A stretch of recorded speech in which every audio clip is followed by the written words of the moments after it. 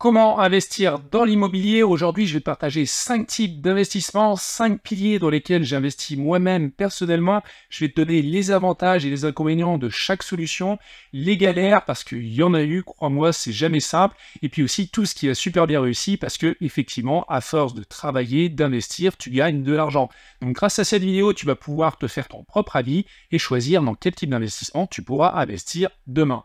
Et on va commencer directement par l'immobilier physique. Alors l'immobilier physique, moi j'ai fait 2 projets, je vais te partager quelques photos, tu vas voir ça. Mais juste avant, ce qui est intéressant dans l'immobilier physique, c'est que tu as plein de choix de types d'investissement. Tu peux investir dans ta résidence principale. Alors certes, ta résidence principale, c'est pas obligatoirement un actif. Néanmoins, si tu fais comme je l'ai fait, par exemple, j'ai acheté ma résidence principale et puis j'ai fait en fait un studio sur mon garage que je loue à des étudiants et maintenant même en location courte durée et ça me rapporte des revenus. Du coup, ça compense le crédit global que j'ai pris initialement et donc ça, c'est très intéressant. Donc ta résidence principale, voilà, il faut faire attention à cet investissement, ça reste quand même un investissement, essaie de ne pas l'acheter trop cher, voilà, même si c'est un coup de cœur, essaie quand même de négocier un maximum et de faire un bon achat parce que c'est très important dans l'immobilier. Alors l'autre choix, c'est directement de faire du locatif à 100%. Et là, tu as plein de possibilités, tu peux investir dans l'ancien en faisant de la rénovation, et ça c'est très intéressant, que ce soit dans une maison, un appartement ou un immeuble de rapport. Voilà, l'immeuble de rapport, c'est très intéressant parce que tu n'as pas de charge de copropriété, tu es seul maître à bord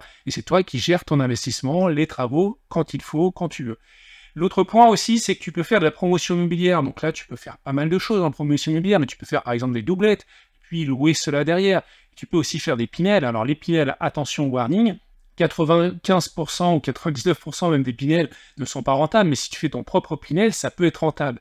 Et même pour des personnes voilà, qui font un investissement pas très rentable parce qu'elles doivent rallonger 200, 300 euros par mois dans leur investissement Pinel, au bout de 6 ans, 9 ans ou 12 ans, écoute, elles ont quand même un bien immobilier qui a sûrement pris de la valeur d'un point de vue patrimonial et c'est toujours un bon investissement globalement parce que l'immobilier s'apprécie année après année. Et donc attention parce que le Pinel va disparaître fin 2024.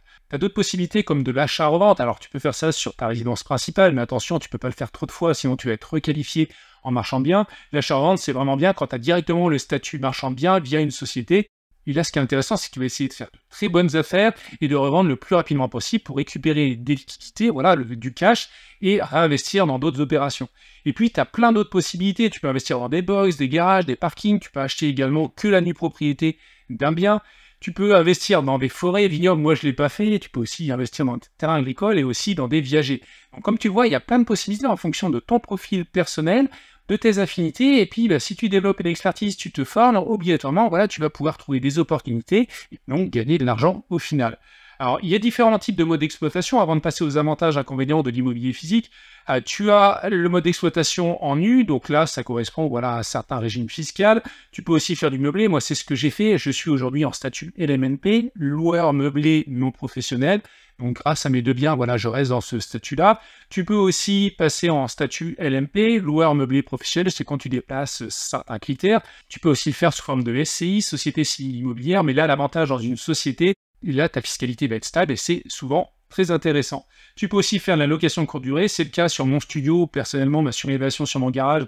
Aujourd'hui, j'ai commencé, enfin plutôt avant, j'ai commencé à louer un meublé et aujourd'hui, je suis en location courte durée. Ça m'a permis de multiplier par 2, voire même plus, mon loyer et ça, c'est vraiment top. Et enfin, tu peux exploiter aussi des locaux commerciaux et professionnels. Moi, je ne connais pas personnellement, mais l'avantage, c'est que notamment, tu n'as pas à payer la taxe foncière et les travaux, parce que c'est ton locataire, si tu le précises dans le bail, qui va assurer ces charges-là, et ça c'est toujours un plus, parce que ça réduit toi tes charges en tant qu'investisseur, et donc ça augmente ta rentabilité.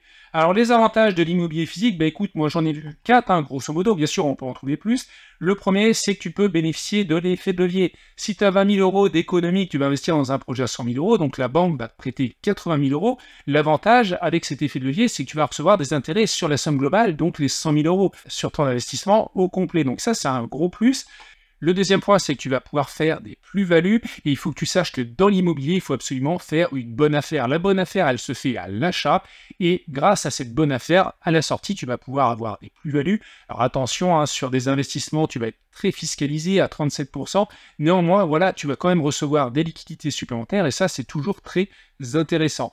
Tu as aussi des rendements locatifs, notamment quand tu achètes pas cher, évidemment, il faut trouver toujours la bonne affaire, mais tu as des rendements locatifs très intéressants. Et enfin, tu as plein de possibilités, c'est ce que j'ai évoqué juste avant. Tu peux investir dans plein de types d'investissements adaptés à ton profil, et ça, c'est vraiment très cool. Les inconvénients, écoute, j'en vois 3. Le premier, c'est le temps que ça prend, parce que l'immobilier physique, c'est quand même assez compliqué. C'est les 2 premiers points là que je vais évoquer. Ça demande du temps, c'est complexe, il faut se former. Je t'ai pris ici toutes les étapes d'un investissement immobilier. Déjà, tu dois faire des recherches, tu dois cibler le type d'investissement que tu recherches, tu dois faire des visites, tu dois trouver, négocier, tu dois faire donc après l'achat, donc tu dois signer un compromis jusqu'à l'acte notarié, tu dois aussi trouver la banque qui va te financer, tu dois faire des travaux. Pareil, les travaux, c'est plein de devis, de visites avec les artisans pour estimer les travaux au mieux. Et puis après, tu dois les suivre, ces travaux aussi, parce que c'est pas parce que tu as signé un devis que tout va se faire comme tu l'as envisagé. Tu as toujours des galères, donc il faut suivre ces travaux, c'est inévitable, et même si tu as un maître d'œuvre. Tu as enfin la gestion locative. La gestion locative, écoute, là, tu as 2 possibilités. Soit tu l'as fait toi-même, donc il faut te former sur les baux, assurer les locataires, l'état des lieux d'entrée, l'état des lieux de sortie. Donc il y a pas mal de choses à voir. Ou alors tu peux déléguer. Mais même en déléguant, de toutes les manières, si tu délègues une agence immobilière, il faut aussi superviser, faire un bon contrat et puis surveiller comment l'agence fonctionne pour qu'obligatoirement, quand tu as du turnover, que de nouveaux locataires arrivent rapidement. Et enfin, tu as des complexités fiscales, parce qu'en fonction des modes d'exploitation et de pas mal de choses, tu vas avoir des statuts fiscaux différents. Et enfin, tu as toute la complexité aussi de la revente, parce que lorsque tu as une revente, effectivement, il faut trouver des agences, il faut faire passer des diagnostiqueurs et pas mal de choses. Donc c'est un long process. Voilà, il faut se former, c'est assez compliqué. Néanmoins, moi, je ne regrette pas personnellement de l'avoir fait. Et puis enfin, le dernier inconvénient qui est limitant, c'est le financement, parce qu'obligatoirement, tu es limité dans ta capacité d'endettement, tu peux investir dans certains projets, mais à un moment donné, tu es bloqué. C'est mon cas aujourd'hui. C'est pas comme il y a quelques années où des personnes pouvaient lever facilement 1 million d'euros avec le calcul différentiel. Maintenant, ce n'est plus possible, donc tu peux faire 1, 2, 3 projets, mais après, ça devient plus compliqué d'avancer. Donc voilà pour les inconvénients, et maintenant je voulais parler de mes 2 projets locatifs. Le premier, écoute, c'est une surélévation que j'ai fait sur mon garage. J'ai créé un petit studio de 20 mètres carrés globalement, et je t'ai mis là des photos parce que souvent l'immobilier ça peut être aussi des galères, notamment au départ. Après, bien sûr, tu reçois tes loyers et t'es content parce que tous les mois ça rentre. Et ce studio, écoute, ça a été très compliqué, notamment avec le charpentier. Voilà, j'ai passé quelques nuits blanches parce qu'il m'a fait 2 toits décalés. Il y avait 20 cm entre le premier pan et le deuxième, voire même 30 cm, comme tu le vois. Et lui, non, c'est normal, on laisse comme ça, il n'y a pas de problème. Donc tu vois, là, on voit le pare-pluie, la partie noire, donc il y a un vrai décalage. Et heureusement, mon maître d'œuvre a bien géré parce que le lendemain, on s'est vus tous ensemble. Et puis, on a exigé qu'il revoie les choses. Il a refait l'ensemble. Après, on s'est quand même séparé de lui parce que j'ai eu 3 charpentiers sur le projet, parce que le deuxième n'a pas fait l'affaire parce que les joints n'étaient pas hermétiques. Donc, il a fallu que je fasse appel à un 3e charpentier qui m'a fait des joints à la chaude, nickel, j'avais plus de fuite et c'était parfait. Et le deuxième projet que j'ai fait, c'est une colocation à Agen. C'est un mode d'exploitation différent. Voilà, c'est une colocation 4 chambres. C'était super rentable. Je l'ai revendu entre-temps parce que j'avais des soucis avec la copropriété d'une part, et puis la demande locative sur la ville d'Agen a baissé parce que beaucoup d'investisseurs ont investi dans des colocs et on arrivait à un seuil où c'était un petit peu délicat. J'avais pas mal de vacances. Donc je l'ai revendu au bout de 2-3 ans, mais je voulais juste te montrer, voilà le bien que j'ai proposé. Donc tu vois, c'est propre. C'était sur une tour de 15 étages, on était au 9e étage, on n'avait pas de vis-à-vis, on avait une superbe vue en fait sur la ville d'Agen. Et donc tu vois, on a rénové tout cela. Moi j'ai fait la peinture et les sols. J'ai laissé des artisans faire bien sûr la plomberie, l'électricité, et puis j'ai oublié un 3e corps, là tout ce qui est plâtrerie, effectivement, qui était assez conséquente. Et puis voilà, je vais me déplacer un petit peu dans... Donc ça c'est la cuisine qu'on a montée avec des personnes de ma famille, tu vois, c'est très simple. Et puis voilà, je vais te montrer une petite chambre. On va avancer, on va aller par exemple ici. Donc avec ces 4 chambres, on avait en fait 2 salles de bain. Et là, tu vois, c'est relativement simple. Donc une armoire Ikea, un lit 2 places avec, voilà, une petite chose basique, hein. Un bureau pour qu'ils puissent travailler, et puis une super vue sur Agen sans vis-à-vis. Donc voilà sur cette colocation, et puis sur l'immobilier physique, voilà, moi j'ai investi dans l'immobilier physique, je ne regrette pas du tout, parce qu'à chaque fois j'ai gagné de l'argent sur la colocation avec la vente, tout simplement, j'ai fait une belle plus-value parce que j'ai acheté pas cher, et sur ma surélévation qui est louée en location courte durée maintenant, écoute, ça marche super bien, c'est hyper rentable, donc je peux que t'inviter d'une part à te former et après à voir en fonction du lieu où tu habites sur quoi tu peux investir et quel type d'investissement parmi les choix que j'ai évoqués tout à l'heure. Alors le deuxième type d'investissement, le deuxième pilier qui est très important aujourd'hui pour moi, c'est le crowdfunding immobilier. Pourquoi le crowdfunding immobilier ? Déjà, il faut savoir ce que c'est. Le crowdfunding immobilier, c'est que tu vas faire appel à la foule. Crowd, ça veut dire la foule. Funding, donc un appel de fonds auprès de la foule, donc auprès d'investisseurs qui vont apporter de l'argent pour un porteur de projet. Et moi, aujourd'hui, c'est vraiment ce que je préfère. Je vais te montrer d'ailleurs, j'investis sur la première brique. Aujourd'hui, j'investis 157 000 euros d'investissement cumulé dans plus de 90 projets. Donc, j'ai une belle rentabilité de 11,27% brut, sachant que c'est hors bonus. Avec bonus, je suis à plus de 12%. Si ça t'intéresse d'investir sur la première brique, bah écoute, il y a un lien en description et d'ailleurs, ça te permettra d'obtenir 1% supplémentaire sur ton premier projet. Écoute, bah, c'est un super type d'investissement parce que c'est très rentable, c'est relativement passif, donc je vais te montrer après les avantages et les inconvénients. Et puis aujourd'hui, sur cette plateforme, la première brique, il n'y a pas de taux de défaut. Il y a des retards également parce qu'effectivement, l'immobilier devient un petit peu compliqué en ce moment, mais il n'y a pas de défaut aujourd'hui et ça, c'est vraiment très intéressant. Et vis-à-vis de ce crowdfunding immobilier, bah écoute, je vais te lister les avantages, hein, il y en a pas mal. Donc le premier avantage, c'est une rentabilité élevée entre 11 et 12%. Et ça, c'est quand même très intéressant. Alors c'est brut, bien sûr, tu vas retirer ta flat tax et ça va te donner un rendement aux alentours de 8%. 8% net, c'est vraiment pas mal hein, par rapport à d'autres investissements.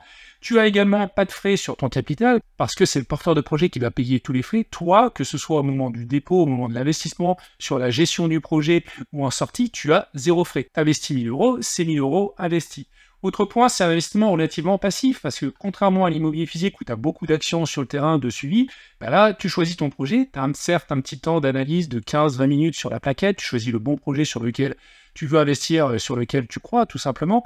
Et puis après, derrière, bah voilà, c'est la plateforme qui gère la relation avec le porteur de projet, et toi, tu as juste à attendre la fin du projet.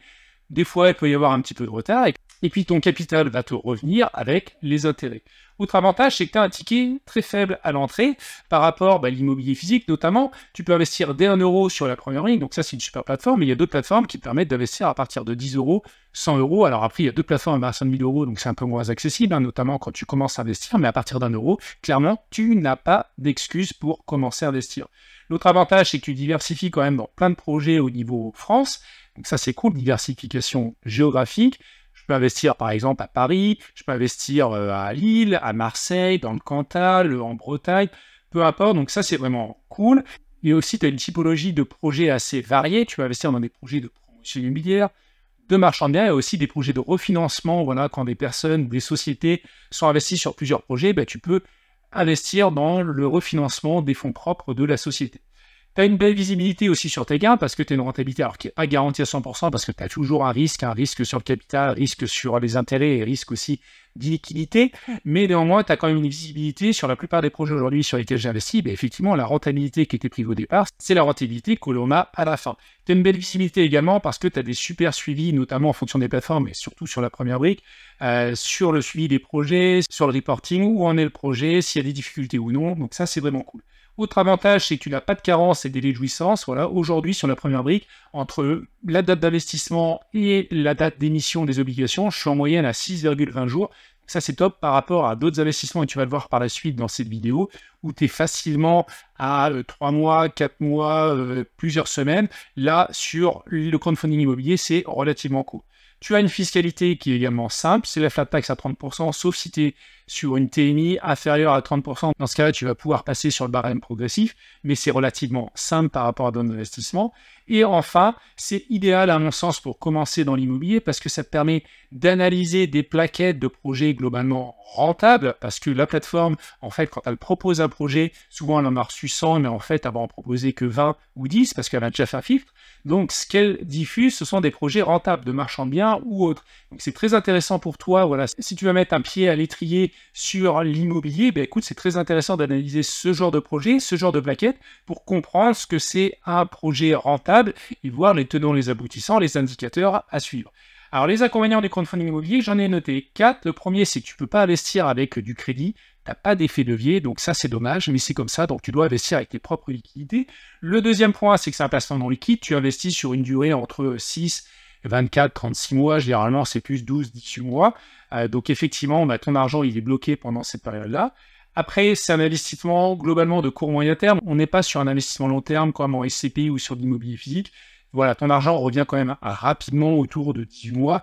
Moi, je trouve ça bien personnellement. C'est pour ça que je fais ce choix-là d'investir en crowdfunding immobilier. Et enfin, bien sûr, mais c'est pareil pour tout ce que je vais te présenter dans cette vidéo, tu as des risques en capital et notamment sur les retards et les défauts. Alors si tu veux en savoir plus sur le crowdfunding immobilier, écoute, j'ai sorti 2 vidéos voilà, par le passé sur ma chaîne. Une vidéo sur les avantages en crowdfunding immobilier où j'ai bien plus dans le détail par rapport à aujourd'hui.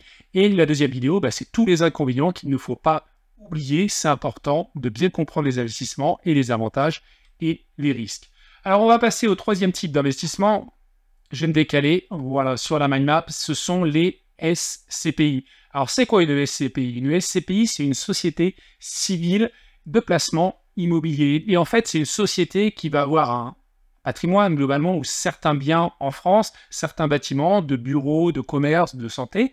Elle va les gérer et en fait, toi, si tu investis dans cette société-là, donc dans différents biens en France et même en Europe et ailleurs, écoute, toi, tu vas recevoir un loyer en retour. Ce qu'il faut savoir, c'est que c'est vraiment une stratégie de long terme et je vais t'expliquer cela par rapport aux inconvénients de ce type d'investissement. Alors moi, personnellement, à titre personnel, j'ai déjà investi dans plusieurs SCPI par le passé, Quorum, Immorente et Pierreval, mais je suis sorti de ces projets-là parce que ça ne me convenait pas totalement, je trouvais qu'il y avait plus d'inconvénients que d'avantages, et je vais t'expliquer cela.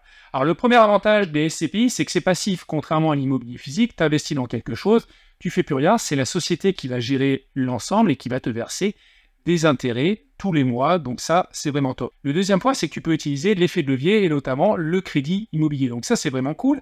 Le troisième point, c'est que tu peux passer par l'assurance vie, alors là, tu ne pourras pas utiliser le crédit immobilier, mais ça te permet de gommer en partie la fiscalité. Tu as quelques frais supplémentaires, mais en parallèle, la fiscalité est bien plus intéressante par rapport au peu de frais supplémentaires. Les inconvénients, écoute, moi, c'est ce qui m'a fait quitter les SCPI. Globalement, tu as des frais d'entrée entre 8 et 12% voilà, sur les SCPI, c'est-à-dire que si tu investis 1000 euros, écoute, d'entrée, bam, tu n'as plus que 900 euros. Donc ça, je trouve ça dommage. Alors attention, il y a certaines SCPI qui ont moins de frais d'entrée, mais le problème, c'est qu'on va retrouver les frais dans les frais de gestion. Donc, je vais y revenir juste après. Le deuxième point, c'est que tu as un délai de jouissance assez conséquent avant d'obtenir tes premiers intérêts voilà, sur ton compte bancaire. C'est-à-dire que tu investis en juin, tu vas recevoir tes intérêts globalement qu'à partir de novembre-décembre. 4 à 6 mois, alors il y a certaines SCPI qui ont des délais plus courts, mais c'est rare. On parle notamment de néo-SCPI, et globalement, c'est relativement long. C'est pour ça que je te parlais tout à l'heure de stratégie de long terme, parce que si tu commences à mettre un petit peu d'argent dans les SCPI, il faut que tu aies conscience que ton argent doit être bloqué pour être rentable pendant de nombreuses années, pour justement atténuer ces délais de jouissance et ces frais d'entrée que tu as dès le début du projet. Tu as également des frais de gestion qui sont conséquents, supérieurs pour moi à l'immobilier physique, et notamment, je te parlais d'une SCPI qui avait des frais d'entrée assez faibles. En clair, ces frais de gestion, derrière, ils sont à 18%. Donc, l'argent, il faut bien qu'ils gagnent de l'argent quelque part. Et là, c'est sur les frais de gestion. Tu as une rentabilité qui est pour moi assez faible, 4,5% brut en 2022. Si tu enlèves la fiscalité, écoute, il ne te reste plus grand-chose. Alors, certes, il y a quelques SCPI qui ont des rendements autour de 6 et 7%, mais même à 6 ou 7%, si tu retires après derrière la fiscalité, ça reste quand même une rentabilité nette plus faible que le crowdfunding immobilier. Tu as également une fiscalité qui est complexe. Moi, ça m'a clairement tué quand j'ai investi dans les SCPI. Je passais un temps pas possible, notamment les premières années, à tout saisir sur le site des impôts parce que tu as plein de champs à saisir en fonction des pays où les SCPI investissent parce que la fiscalité ne va pas être la même en France, en Allemagne, en Irlande, en Italie et j'en passe. Donc, tu dois en fait saisir des champs différents en fonction des types de fiscalité. C'est un placement également illiquide. Et enfin, il faut savoir qu'il y a eu récemment des baisses de valeur de part pour certaines SCPI, et ça c'est embêtant parce que voilà, la valeur de reconstitution était trop élevée, donc il y a dû y avoir certaines baisses. Donc ça c'est vraiment dommage, mais d'un autre côté, ça va permettre d'assainir le marché. Et donc, si tu veux en savoir plus, écoute, regarde cette vidéo, j'ai été totalement transparent. Pour moi, les SCPI, ça a été un cauchemar, c'est pour ça que j'ai tout revendu assez rapidement. Alors, pas à perdre, j'ai perdu sur la valeur de la part. Néanmoins, avec les intérêts que j'ai eu sur plusieurs années, voilà, je suis ressorti avec quelques centaines d'euros de bénéfices. Mais voilà, si tu veux en savoir plus, n'hésite pas à aller voir cette vidéo. On va passer au quatrième type d'investissement, voilà, pour que tu puisses investir en immobilier, c'est l'immobilier fractionné tokenisé. Alors moi, je suis investisseur, voilà, je suis transparent depuis peu sur Realty. Realty, c'est une plateforme qui te permet d'investir, voilà, dans de l'immobilier, notamment US. Alors je vais t'expliquer cela, et l'avantage, c'est que tu reçois tes loyers en crypto-monnaie. Alors les avantages de cette plateforme, c'est déjà que tu es sur un investissement de long terme parce que tu vas investir dans un projet, on achète un bien et tu vas recevoir des loyers sur le long terme jusqu'à temps que le bien soit vendu, mais généralement, voilà, les biens vont être gardés pendant de nombreuses années. Le deuxième point, c'est que tu peux investir à partir de, voilà, peu d'argent par rapport au SCPI où le billet d'entrée est assez élevé, d'ailleurs je ne l'ai pas mis. Là, tu investis à partir de 50 $. 50 $, c'est vraiment pas grand-chose. Comme ça, tu peux déjà mettre un billet là-dessus et voir comment ça se passe. Autre point, c'est que quand tu investis sur ce type de bien, tu peux, quand tu reçois tes loyers, décider de réinvestir tes loyers dans une autre propriété. Donc ça, c'est vraiment cool. Tu peux aussi utiliser une fonction de collatéral sur les propriétés que tu as. En fait, ça va être une sorte d'emprunt qui va te permettre en fait, de gagner plus et d'investir plus. Tu as une rentabilité assez élevée, autour de 10% brut. Tu as une exposition sur le marché US, donc moi personnellement je trouve ça bien parce que aujourd'hui j'ai de l'immobilier principalement en France, voilà, déjà mon immobilier physique, mais également en crowdfunding immobilier, je suis sur la France, donc c'est toujours bien d'aller investir sur d'autres marchés. Et enfin, tu as un placement qui est assez liquide parce que tu peux revendre tes titres et tes tokens de propriété assez facilement sur une marketplace. Donc c'est vraiment très intéressant comme investissement. Tu as également quelques inconvénients. Le premier, voilà, moi je me suis heurté à ça au départ, tu as une complexité pour investir parce que si tu investis en private wallet, c'est-à-dire via la blockchain, c'est pas si simple que ça de faire transiter tes crypto-monnaies pour investir. Donc il faut vraiment avoir une certaine appétence là-dessus, se former, mais c'est faisable parce qu'une fois que tu l'as fait, après c'est compris. Il faut juste voilà, passer le cap. Le deuxième inconvénient, c'est que tu as un peu de carence, 6 semaines. Effectivement, quand tu investis sur une propriété, et ça a été mon cas récemment, je toucherai mes intérêts que début décembre, alors que j'ai investi globalement mi-octobre. Donc ça, c'est un petit peu dommage. Néanmoins, le délai de carence et de jouissance est beaucoup plus court par rapport au SCPI. Donc tu vois, ça contrebalance, on ne peut pas avoir tous les avantages sur un type d'investissement. Tu as également un manque de diversification, alors il faut relativiser. Moi, j'investis dans plusieurs types d'investissements, comme je te le dis aujourd'hui, l'immobilier, donc je diversifie un petit peu. Mais là, tu as un manque de diversification parce que Realty n'investit que sur le marché américain et encore n'investit quasiment que sur Détroit, la ville de Détroit. Donc je trouve que c'est très concentré. Alors effectivement, le marché immobilier sur Détroit est très intéressant, donc il trouve des biens rentables. Néanmoins, ça manque un petit peu de diversification, même si de temps en temps, il y a quelques propriétés à Chicago ou ailleurs. Et enfin, il y a une fiscalité qui n'est pas très claire parce qu'on ne sait pas trop si on dépend de la fiscalité des crypto-monnaies ou du sous-jacent qui est ici l'immobilier. Alors, a priori, on est plus sur une flat tax, donc 30%. Donc, moi, je te conseille clairement, par rapport aux revenus que tu touches, les loyers, c'est de déclarer ça avec la flat tax. Et au-delà de ça, il faut savoir que Realty ne va pas émettre l'IFU, qui est l'imprimé fiscal unique. Donc ça, il faudrait que tu le fasses toi-même. Donc, c'est une petite contrainte. Néanmoins, pour moi, les avantages de Realty gomment complètement les inconvénients. Et on va passer au cinquième investissement en immobilier, qui est l'investissement dans les REIT ou les SIC. Donc REIT, c'est Real Estate Investment Trust Type, ou Société d'investissement immobilier cotée, donc c'est comme ça qu'on les nomme en France. Donc moi, personnellement, j'ai investi sur Realty Income, sur mon broker Interactive Broker. Ça me permet de toucher des dividendes en fait mensuels, et c'est ça qui est vraiment intéressant.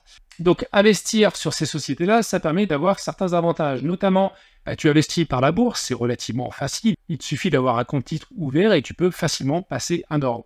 Deuxième point, c'est que c'est assez passif, une fois que tu as passé ton ordre et que tu as acheté des titres de REIT, écoute, tu vas recevoir des dividendes régulièrement et puis la valeur de l'action peut s'apprécier ou se déprécier. Donc ça, après, c'est la bourse classique. Tu as également une belle diversification géographique par rapport à Realty, notamment parce que moi, dans Realty Income, je suis investi dans plein de locaux commerciaux ou de bureaux aux États-Unis. Notamment, Realty Income propose des bâtiments, on loue ces bâtiments à Walmart, qui est l'équivalent de Carrefour en France. Il y a plein d'entreprises du S&P 500. Donc, c'est vraiment une grosse boîte et on est diversifié sur pas mal de villes, pas mal d'États américains. Tu as également un faible ticket d'entrée. Aujourd'hui, l'action Realty Income tourne autour de 50 $, donc c'est accessible facilement par rapport à l'immobilier physique ou SCPI. C'est un investissement liquide parce que si tu as besoin de ton argent, alors je ne te conseille pas cela, quand tu investis, pour moi, il faut que tu aies des liquidités à côté, il faut que tu aies de l'épargne. Tout ce que tu investis, tu dois le laisser investi. Néanmoins, c'est assez liquide parce que tu peux retirer l'argent, vendre par exemple si l'action a augmenté, tu vends et tu peux réutiliser l'argent facilement. Donc bien sûr, tu peux passer ton ordre que sur les jours ouvrés. Tu ne peux pas faire ça le week-end, mais c'est quand même relativement liquide. Et puis enfin, ce qui est intéressant, c'est que tu touches des dividendes régulièrement parce que les REIT sont obligés de reverser une grosse partie de leurs bénéfices sous forme de dividendes. Et les inconvénients, écoute, il y en a deux. Le premier, c'est que tu n'as pas d'effet de levier, tu ne peux pas utiliser le crédit bancaire. Et deuxièmement, tu es corrélé au marché boursier. Si tu as un krach boursier lié à une guerre ou, je sais pas moi, une crise bancaire, automatiquement, en fait, ton action va chuter, mais elle va augmenter également. Donc, tu as beaucoup de volatilité sur le titre. Donc, voilà ce que je voulais te présenter dans cette vidéo. Mes 5 types d'investissement. Je vais dézoomer un petit peu. Voilà. Donc, l'immobilier physique, le crowdfunding immobilier, les SCPI, l'immobilier fractionné tokenisé avec l'exemple de Realty, les rates. Donc moi, je suis investi dans les 5, je teste, tu vois, c'est comme ça qu'on apprend, qu'on se forme. Si tu veux me suivre voilà, sur le chemin de la liberté financière, bah, écoute, rejoins mon canal Telegram, il y a le lien en description. Et si tu veux aller plus loin, notamment sur le crowdfunding immobilier, bah, je t'invite à aller voir cette vidéo. J'explique comment j'ai investi 156 000 € sur La Première Brique, qui est une super plateforme que je recommande. Donc n'hésite pas à aller voir cette vidéo. J'explique mon parcours, les avantages, inconvénients de manière plus poussée par rapport à cette vidéo aujourd'hui. Et je te dis à tout de suite, si tu cliques.